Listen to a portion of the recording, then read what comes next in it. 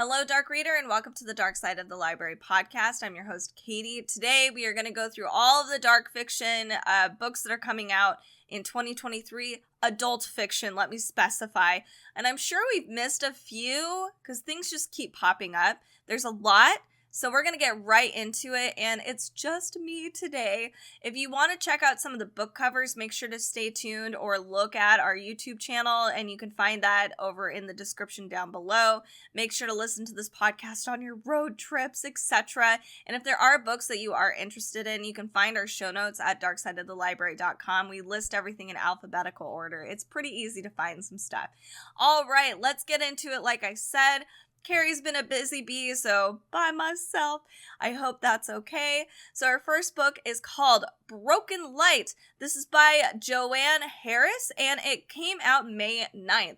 This is an exploration on how women specifically, they kind of lose a little bit of their spark as they age. So it's about, I guess, ageism a little bit, and just over time, losing your passions, the things that made you who you are, and feeling like you fade, so invisibility. So we have our main character, whose name is Bernie Moon. She did have a whole bunch of ambitions, especially when she was young, at 19, and now that she's 50, she's going through menopause. She feels it's basically the polar opposite. She feels like her light has been fading away. But that's until there is a murder of a woman in a local park, and this unlocks a series of childhood memories for Bernie and a talent that she's hidden all of her adult life. I personally hope it's clairvoyance. I'm not really sure what it is. So what happens when the frustrations and power of an older woman are finally given their chance to be revealed, and what happens when women, especially older women, take their power back. I love this whole thing. It's about redemption, revenge, visibility, growth, friendship, self-discovery, all within this thriller theme. So this is called Broken Light. This is by Joanne Harris, and I'm definitely picking this one up. All right, our next book is called The Chateau, a novel. So this is a girl's dream trip to a luxurious French chateau, and it devolves into something horrible. Murder mystery. Everything's a twisty nightmare. So this is by Jaclyn Goldis. It comes out May 23rd. This is actually kind of fun if you are planning a really cool trip somewhere. This is a great airplane read, in my opinion. All right, so welcome to the picturesque province, where the lady of the chateau, Seraphine, has opened its elegant doors to her granddaughter Darcy and her 3 friends. 20 years earlier, the 4 friends did study abroad together, and they visited the old woman on the weekends, and they had these really deep ties with each other at one point. But there's this sudden invitation to go to Seraphine's house now, after 20 years. There's winery tours, market visits, fancy dinners overlooking the olive groves, etc. But it becomes really, really clear that each woman has a hidden reason for returning back to the chateau after all of these years. But then we have a wild evening celebration. Seraphine is found brutally murdered. Now, this is a typical Clue murder mystery book, but what's more is that there is a person, a random account on Instagram that was created that is now posting these secret images that only the girls actually know about, these really deep, dark things that were from the chateau. So now they need to figure out who murdered Seraphine, but also who's stalking them, clearly. And this all has to happen before they end up killing each other. So this is, the Chateau house has many secrets, and some of them are worth killing for. That's what the publisher says. All right, so that's The Chateau. That's by Jaclyn Goldis. Our next book today sounds really interesting. I really like the concept. It feels like there's a lot of world building. It's a dark fantasy. It's called City of Last Chances. This came out May 2nd, has a lot of reviews already, and I've been waiting for it on my library. They still don't have it, so waiting still. I might have to actually just buy it. This is by Adrian Tchaikovsky.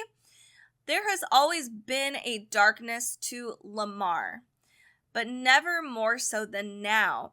The city chafes under the heavy hand of Palestine, occupation, the chokehold of its criminal underworld, the boot of its factory owners, the weight of its wretched poor, and the burden of its city's curse. What will be the spark that lights the conflagration? Despite the city's refugees, wanderers, murderers, madmen, fanatics, and thieves, the catalyst, as always, will be the anchor wood.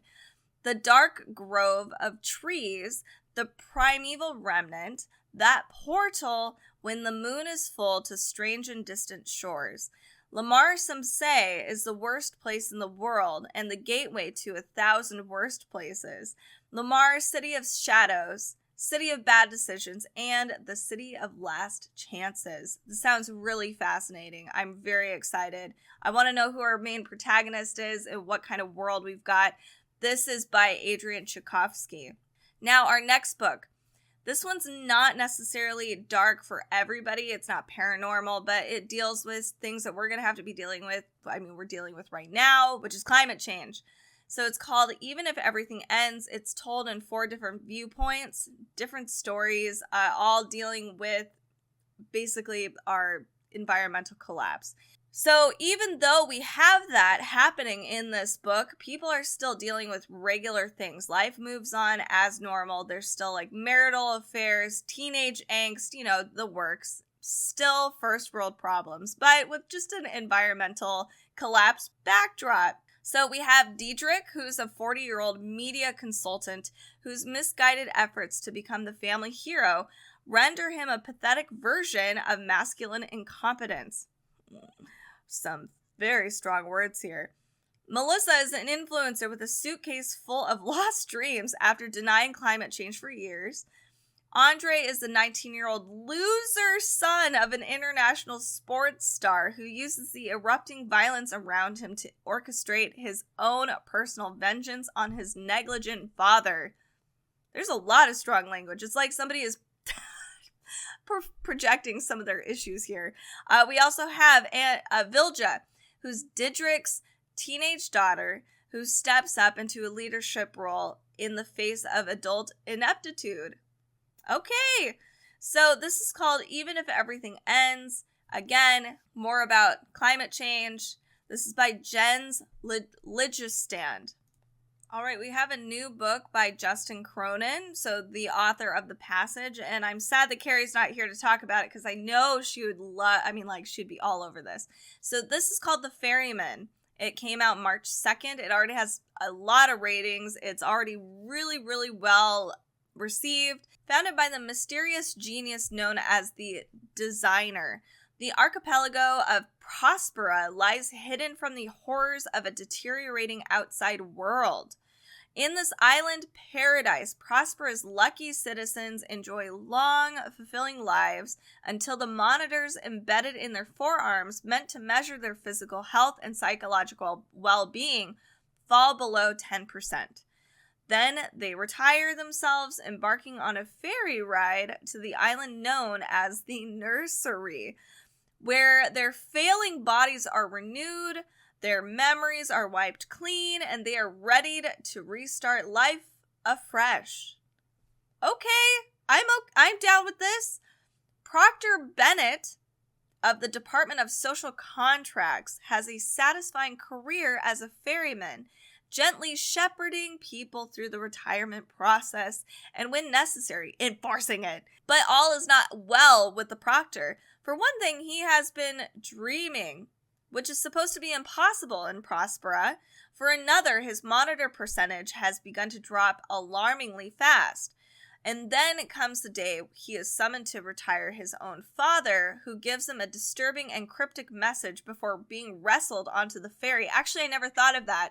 What would the feelings be behind that if you did have to ship off a loved one to this place? Meanwhile, something is stirring. The support staff, ordinary men and women who provide the labor to keep Prospera running, have begun to question their place in the social order. Unrest is building, and there are rumors spreading of a resistance group known as the Arrivalists, who may be fomenting revolution. Soon Proctor finds himself questioning everything he once believed, entangled with a much bigger cause than he realized, and on a desperate mission to uncover the truth. I have to pick it up. It sounds great. It's sci-fi. It's Justin Cronin. You will probably have to pick it up. It is called The Ferryman. Next on our list today of very long books, it is Graveyard of Lost Children. This is by Katrina Monroe. It came out May 9th. At 4 months old, Olivia Dahl was almost murdered. Driven by haunting visions, her mother became obsessed with the idea that Olivia was a changeling, and the only way to get her real baby back was to make a trade with the dead women living at the bottom of the well. Now, Olivia is ready to give birth to a daughter of her own, and for the first time, she hears the women whispering. I love this. Everyone tells Olivia she should be happy. She should be glowing. But the birth of a daughter only fills Olivia with dread. As Olivia's body starts giving out, slowly deteriorating as the baby eats and eats and eats, she begins to fear that the baby isn't her daughter at all. Despite her best efforts, history keeps repeating itself.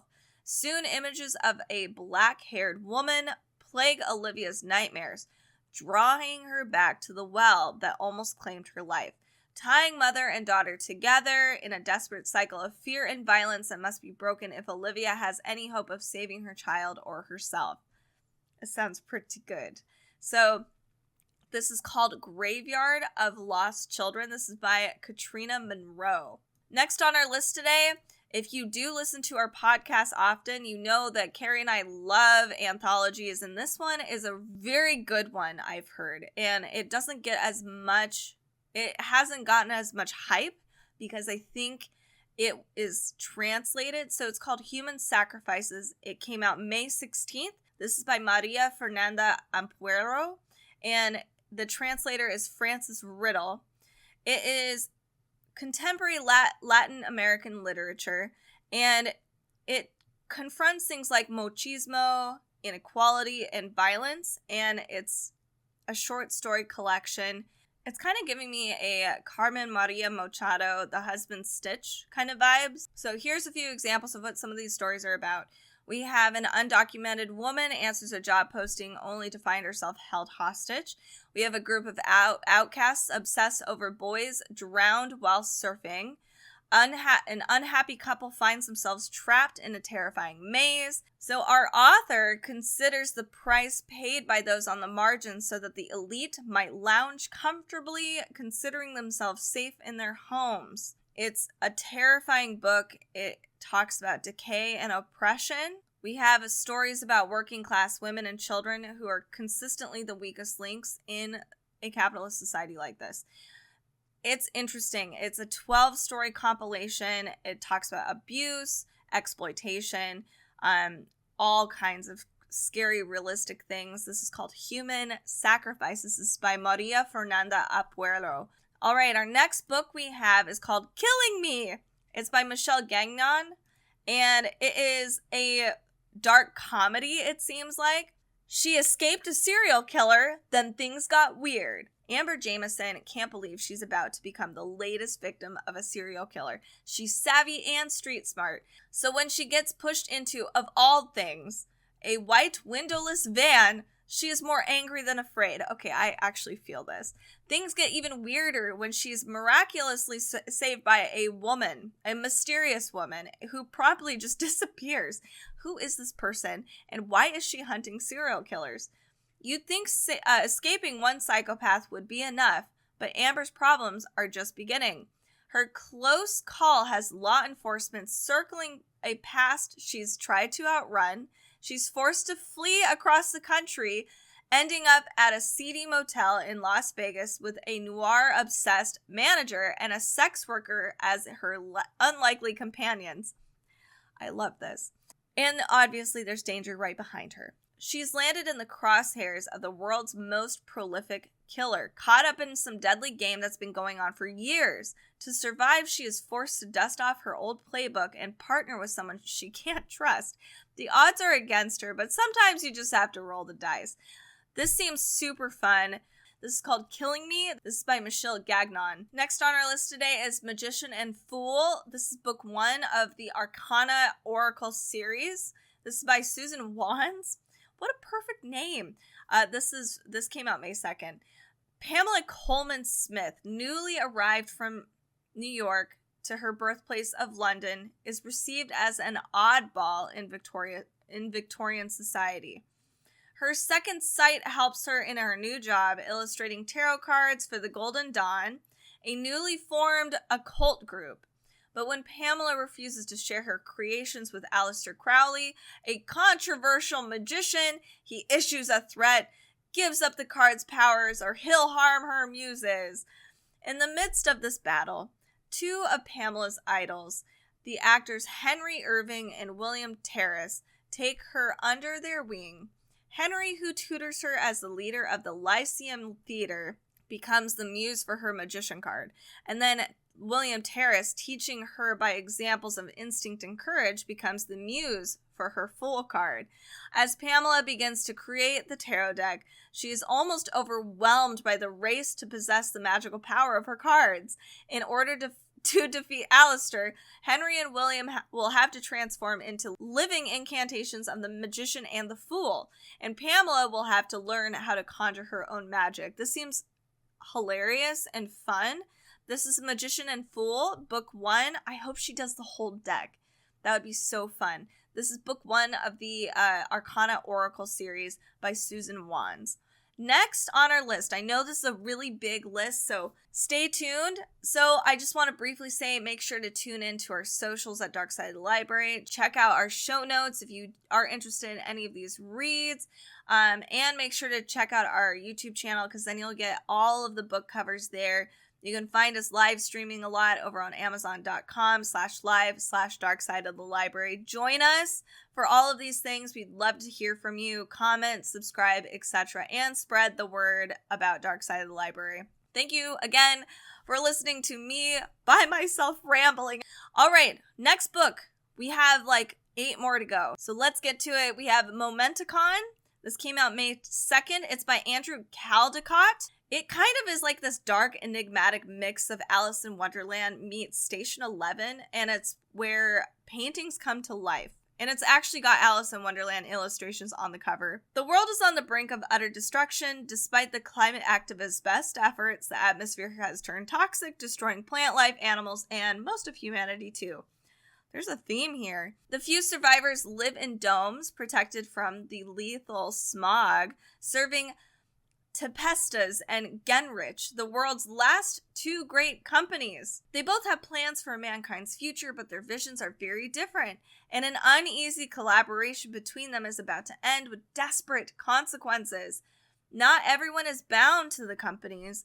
Far from the center of power stands the museum dome, where persons unknown have assembled mankind's finest paintings and artifacts. Fogg, the curator, thinks he must be the last man alive, for in the 3 years he's been there, he's not had a single visitor. And his only company is AIPT, his automated physical trainer, who's very good when it comes to hamstrings and push-ups, but rubbish at actual conversation. Then a single mysterious pill, a Momenticon, appears in the museum, proving he's not alone after all. Before Fogg knows what's hit him, he is embroiled in a desperate fight against time and rival forces which threaten to overwhelm all that remains. I am a little lost here, and I'm not sure how this is very dark, but if you are interested, this is called Momenticon. This is by Andrew Caldecott. Next up, we have The Night Flowers. This is by Sara Herchenroether. It comes out May 2nd. In 1983, deep in New Mexico's Gila National Forest, the bodies of a young woman and 2 children are found. Who are they, and how did they get there? 30 years later, 2 women find themselves drawn to the cold case. Librarian Laura McDonald begins her own investigation as a way to distract herself from breast cancer treatments and becomes consumed by her search for answers. Jean Martinez is a veteran detective determined to keep working cold case files for Sierra County Police. even as her family begs her to retire. With only fragments from dusty case files and a witness who doesn't want to remember, this unlikely duo is determined, no matter the cost, to uncover the truth behind the murders. And with their help, the woman in the woods is finally able to tell her story on her own terms and summon the power to be found. This is a haunting debut thriller. It actually has some really good reviews so far. This is called The Night Flowers by Sara Herchenroether. Next on our list today is On the Nature of Magic. It comes out May 23rd. This is by Marian and Womack. It's a gothic supernatural mystery, which sounds bomb. The setting is 1902. Helena Walton Cisneros, known for finding answers to the impossible, has started her own detective agency.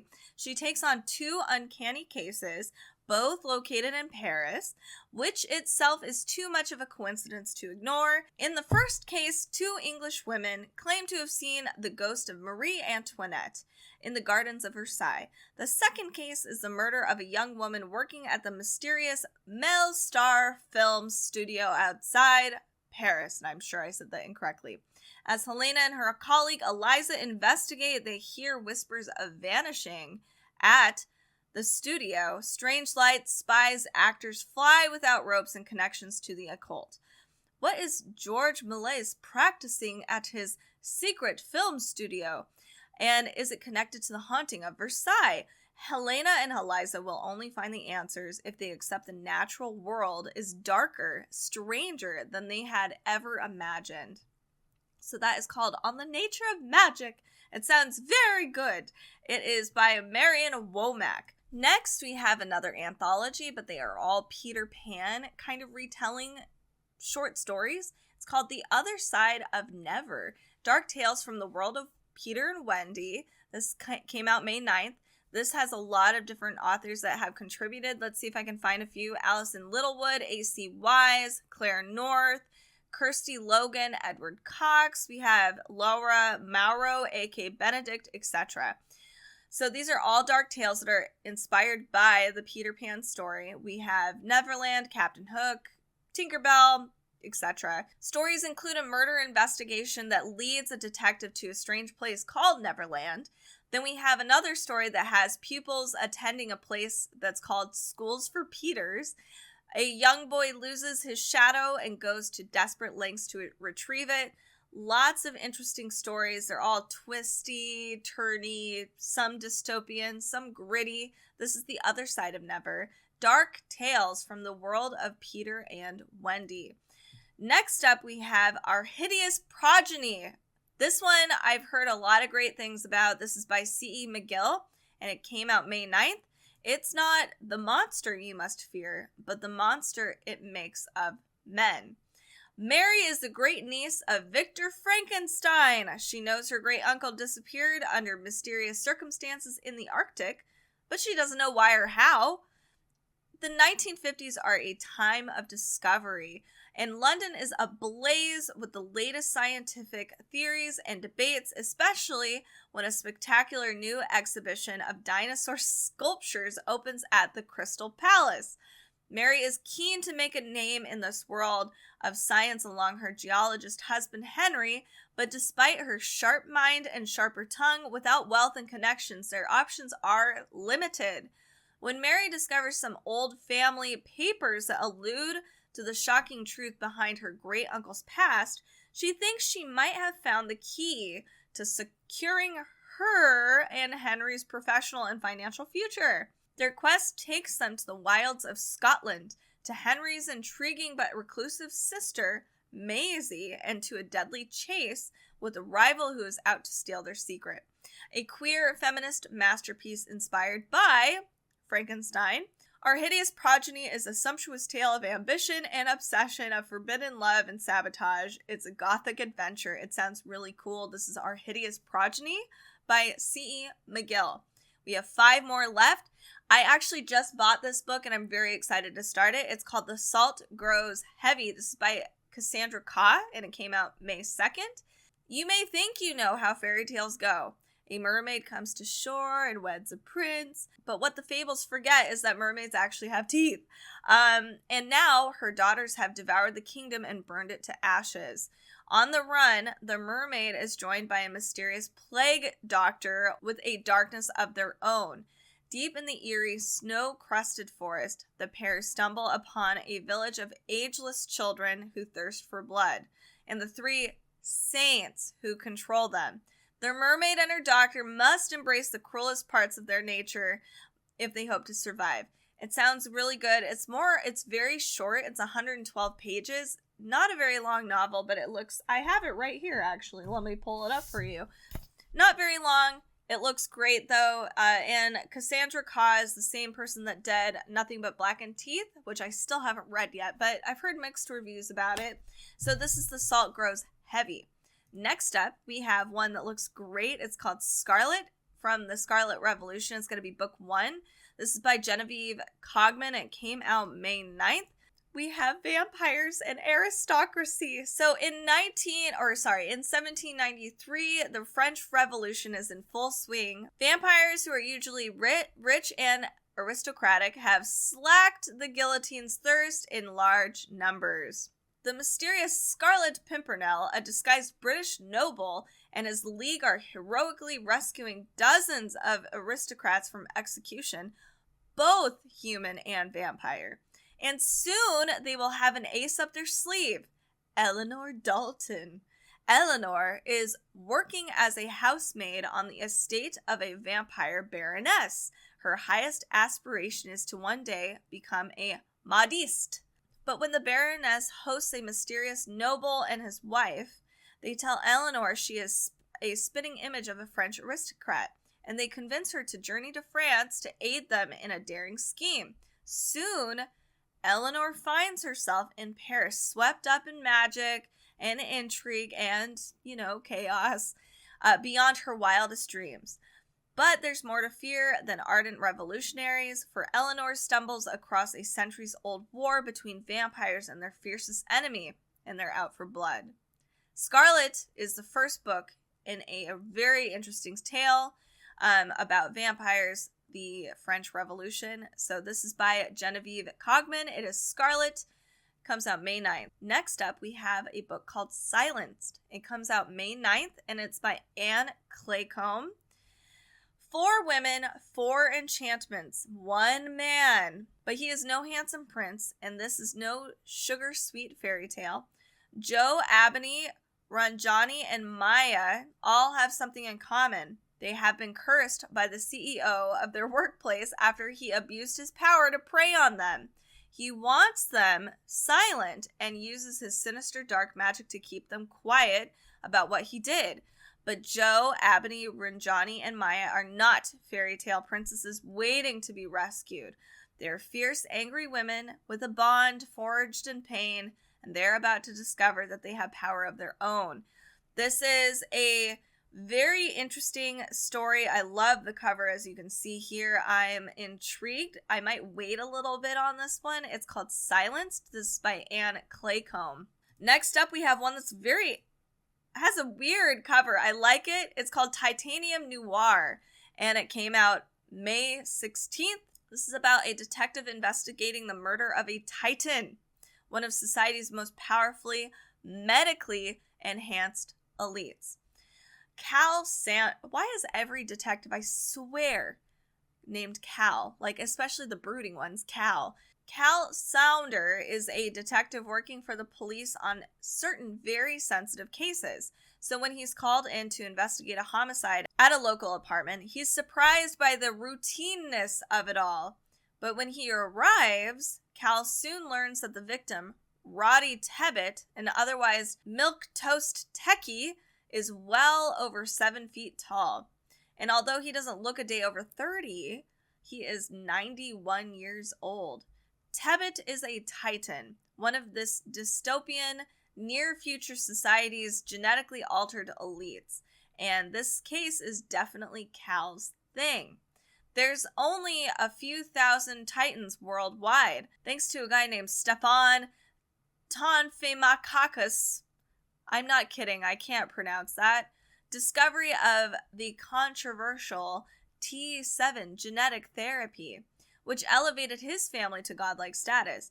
T7 turns average humans into near immortal distortions of themselves with immense physical proportions to match their ostentatious, unreachable lifestyles. A dead Titan is big news. A murdered Titan is unimaginable. But these modified magnets are Cal's specialty. In fact, his own ex-girlfriend, Athena, is a Titan. And not just any, she is Stefan's daughter, heir to the massive empire that he will leave behind.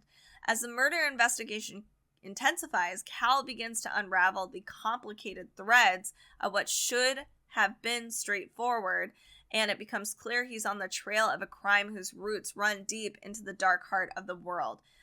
Interesting story. I like this. It's called Titanium Noir. It's by Nick Harkaway, and I think I might pick it up. If I get the chance and some wiggle room, this might get up on my TBR list. It sounds interesting. All right, my final book today is a Tor book, and if you've been here long enough, you know how I feel about Tor right now, but I will give them another chance. This one's called Witch King. It's hard to not want to read it just from the title. It's by Martha Wells, and it comes out May 30th. After being murdered, his consciousness dormant and unaware of the passing of time while confined in an elaborate water trap, Kai wakes to find a lesser mage attempting to harness Kai's magic to his own advantage. That was never going to go well. But why was Kai imprisoned in the first place? What has changed in the world since his assassination, and why does the Rising World Coalition appear to be growing in influence? Kai will need to pull his allies close and draw in all his pain magic if he is to answer even the least of these questions. He is not going to like the answers. It is a fantasy, drawing really fun characters that have a lot of wit and charm. It is Witch King. This is by Martha Wells. All right, I know there's a huge list of new books. Thank you for listening to this podcast. Make sure to check out our show notes if there is something on here that you are interested in. And make sure to share this podcast with your friends. We like to publish every Wednesday for all of our new book releases, and Fridays are our mini-sode episode where you can hear me talk about the latest things I've been reading. Thank you so much for listening. Have a fantastic rest of your week.